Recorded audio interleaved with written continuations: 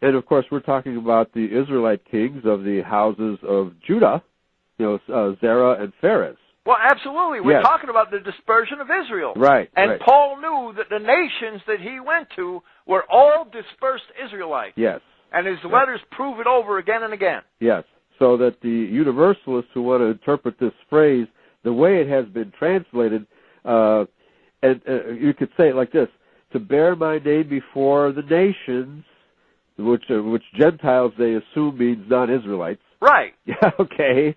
And kings, which is another separate group, whoever they might be, and the children of Israel, as if the first two were different from the latter. Right, but the grammatical construction is called a hendiatrisin, and it means one by means of three. It means that all three of these entities being mentioned are actually the same. The nations and the kings of the sons of Israel is the literal reading. Yes. Okay, very good. Well, let me finish with verse 16. For I will show him how great things he must suffer for my name's sake. So for the Paul bashers, these two verses, 15 and 16, are very succinctly declaring that Paul is a chosen vessel. Absolutely. The Paul bashers are doing us a great disservice. Yes. Because these verses not only do that, they prove that Christianity is for only the lost sheep of the house of Israel. Right, because of the bad translation, the Universalists have chosen to universalize it, and the Paul bashers agree with them, not understanding the grammar here. Well, the Paul bashers' biggest mistake is simply taking for granted that the mainstream translators translated all this properly. Right, absolutely. And they botched it at every turn. Yeah, they universalized it, they twisted it and perverted it at every turn. Right. And this is one of the primary verses. Yes, very good. So let me just, one more question before we close this evening. Do you think that this false translation or this mistranslation here is deliberate, or are the King James, it appears to me, this is the conclusion that I've come to for a lot of these really bad translations, is that these translations from the Greek in the New Testament, especially the writings of Paul, it sounds to me like these King James translators didn't know Greek that well. It seems to be on many occasions that they did not know Greek that well. Okay. And that men before them made errors. Yes. But the biggest error, the biggest sin, are the translators of recent times, who should know better, who after 200 years, you know, the English, the scholarship that the Englishman has brought to the world is simply amazing. Right. The work that they did in the Victorian age and the age of the Empire, all right, the work that they did in archaeology and in language studies, and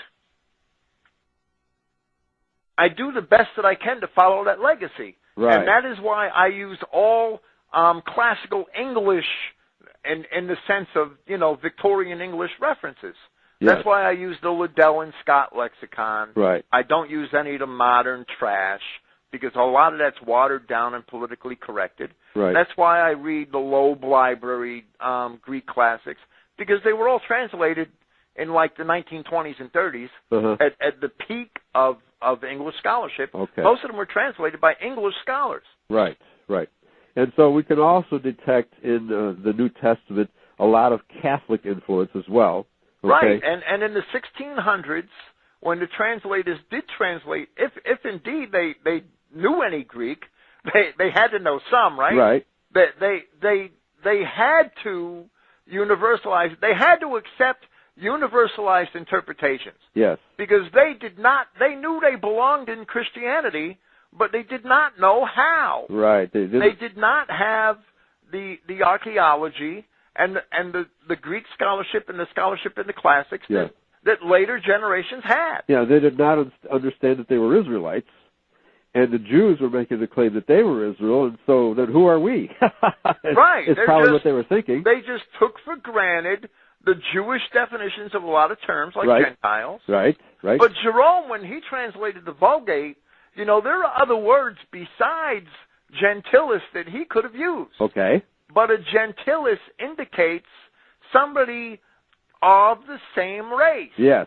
Not necessarily of the same nation, but of the same race. Of the same race, exactly. And there are other words in Latin that denote people of other countries yes.